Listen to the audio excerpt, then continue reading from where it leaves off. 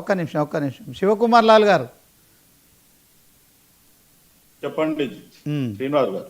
ఇప్పుడు ఎక్కడికక్కడైతే న్యాయపరంగా అడ్డుకునేందుకు రెడ్డి జాగృతి మాధవ్ రెడ్డి కావచ్చు, అలాగే వంగ గోపాల్ రెడ్డి గారు సిద్ధంగా ఉన్నారు.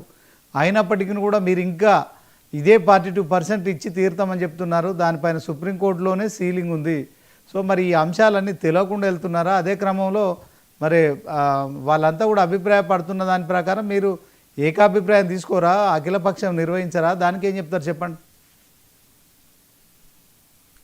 ఎప్పుడైతే అసెంబ్లీలో బిల్ పాస్ అయిందో అప్పుడే ఆల్రెడీ అఖిల పక్షాన్ని పిలిస్తే అటు బీజేపీ రాలేదు, బీఆర్ఎస్ కూడా రాలేదు. గతంలో ముఖ్యమంత్రి తప్పండి శివకుమార్ లాల్ గారు, ఇది తప్పండి.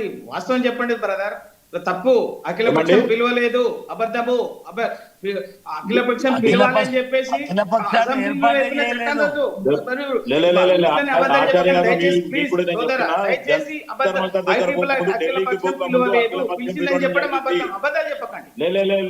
అఖిల పక్షము ఢిల్లీకి పోక ముందు పిలవడం జరిగింది. కిషన్ రెడ్డి గారికి తెలుసు. ఎక్కడ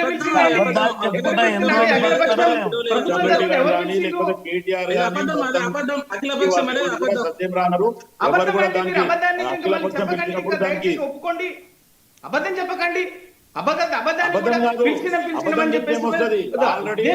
అఖిలపక్షం పిలవడం జరిగింది. ఆల్ పార్టీస్ మీటింగ్ అంటేనే అఖిలపక్షం. ఆల్ పార్టీ మీటింగ్ అంటే అఖిలపక్షం కాదా? ఆచార్య గారు ఆల్ పార్టీ మీటింగ్ ఎక్కడ పిలిచిందండి?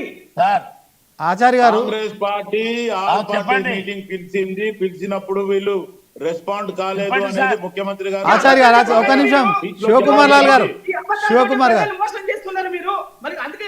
చెప్పండి శ్రీరాజ్ గారు.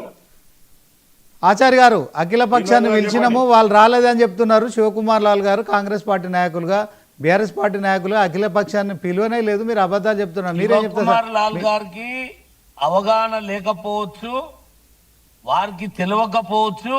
అఖిల పక్షాన్ని తెలంగాణ ప్రభుత్వం బనకచర్ల మీద పెట్టింది, కానీ అది కూడా పార్లమెంటు మెంబర్లతోటే పెట్టింది తప్ప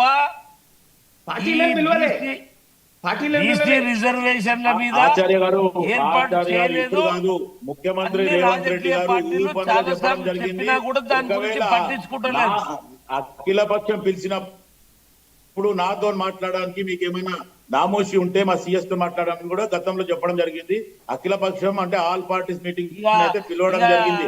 అవగాహన లేకపోవడం కానీ తెలియకపోవడం కానీ ఏం లేదు. అక్కడ పెద్దలు మీటింగ్ అంటేనే విశ్లేషకులు ఉన్నారు, వాళ్ళు చెప్తే. కోటేశ్వరరావు గారు, శివకుమార్ గారు, మీరు ఒక్కసారి చెక్ చేసుకొని మీ పిసిసి అధ్యక్షుడిని కానీ, లేదా మీ ముఖ్యమంత్రి గారిని కానీ, మీ మంత్రి మండలి గారిని కానీ చెక్ చేసుకొని చెప్పండి. అఖిల పక్షము 42% రిజర్వేషన్ల మీద తెలంగాణ ప్రభుత్వము ఆల్ పార్టీ మీటింగ్ కానీ, పేరు ఏదైనా కావచ్చు, మీరు అన్నటువంటి ఆల్ పార్టీ మీటింగా లేదా అఖిల పక్షమా, ఇంకెవరితోటైనా ఆఖరికి ఎవరితో పెట్టిందో, ఎక్కడ పెట్టిందో ఒకసారి చేసి చెప్పండి. అదే అబద్ధాన్ని మేము పిలిచినాం రాలేదని అవగాహన రహితంతో దయచేసి మాట్లాడకండి. ఇప్పటికే ఇది బీసీ సమస్య, ఇది ఒక రాజకీయ కాంగ్రెస్ పార్టీకి సంబంధించింది కాదు. మేమందరం బీసీ బిడ్డలమే, అందరం. దీనికి ఏమైందంటే, ఇప్పుడు అబద్ధాలతోటి రాజకీయంగా రచ్చగా మార్చొద్దు. ఇప్పటికీ కాంగ్రెస్ పార్టీ దాన్ని ఇంకిత సంక్లిష్టత పెంచుతున్నది. ఇవాళ హైకోర్టులో విచారణ కొనసాగుతుండగా ఇక్కడ పూర్తి కాకుండానే సుప్రీం కోర్టుకు వెళ్ళడం అంటే ఏంటంటే, దానికి ఉన్నటువంటి వివాదాన్ని మరింత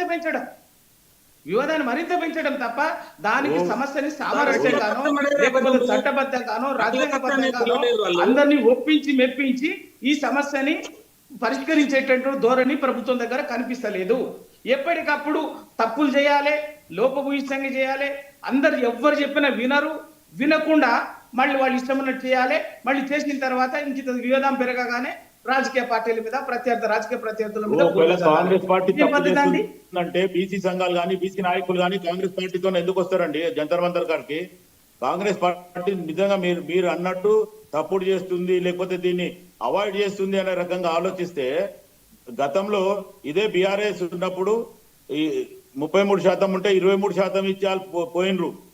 గతంలో శివకుమార్ గారు ఇది మీకు కాంగ్రెస్ పార్టీ తెలియదండి. 42% దానికి పునాది రిజర్వేషన్ కాంగ్రెస్ పార్టీ చేసిన రిజర్వేషన్ నిర్వాహకమే ఇస్తామని ఒక్క నిమిషం అండి 42% ఇస్తామని కాంగ్రెస్ పార్టీ డిక్లరేషన్ ఇచ్చిన తర్వాతనే బీసీలందరూ కూడా ఈ రోజు ఏకమవ్వడం జరిగింది.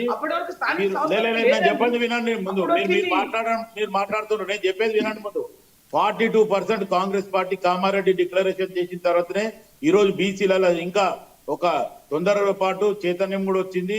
బీసీ సంఘాలన్నిట్లో కూడా కులాపరంగా కూడా మీటింగ్లు పెట్టుకోవడం జరిగింది. అంతకుముందు ఇంత యూనిటీ కానీ బీసీ సంఘాలలో ఇంత మూవెత్తిన ఉద్యమం లేదు. కానీ కాంగ్రెస్ పార్టీ 42% ఇస్తా అని చెప్పిన తర్వాతనే బీసీలు అందరు ఏకమైనరు. మొత్తానికి దీని మీద ముందుకు పోవడం జరుగుతుంది. అర్థం అది నేను చెప్పేది. కోటేశ్వరరావు గారు 42% ఒక నిమిషం శివకుమార్ లాల్ గారు డిక్లరేషన్ చేయకుండా గమనుండేది. ఓకే కోటేశ్వరరావు గారు అఖిలపక్షం మీటింగుకు మేము పిలిచినాము, ప్రతిపక్షాలు రాలేదని చెప్పి కాంగ్రెస్ పార్టీ నాయకులు చెప్తున్నారు. దానికి బీఆర్ఎస్ బీజేపీ ఖండిస్తోంది. సో నిజంగా అఖిలపక్షం మీటింగ్ అయితే మరి జరిగినట్టు మనం కూడా చూడలేదు. దాంట్లో మరి సీఎం రేవంత్ రెడ్డి కానీ టీపీసీసీ అధ్యక్షులు పాల్గొని మరి దీనికి సంబంధించి కిషన్ రెడ్డి గారు లేకుంటే రామచంద్రరావు గారు ఇక మరి కేటీఆర్ గారు హరీష్ రావు గారు వీళ్ళందరూ ఒకచోట సమావేశమైనట్టు మనకు సమాచారం లేదు. సో వాళ్ళు పిలవలేదని వాళ్ళు క్లియర్గా చెప్తున్నారు, పిలిచినామని మరి శివకుమార్ లాల్ గారు కాంగ్రెస్ పార్టీ నాయకులు. నిజంగా అఖిలపక్షం అనేది నిర్వహించలేదు, పిలవలేదు. ఈ అంశంలో అఖిలపక్షాన్ని పిలవడం వల్ల నిజంగానే ప్రయోజనం ఉంటుందా? దీంతో ఏం చెప్తారు?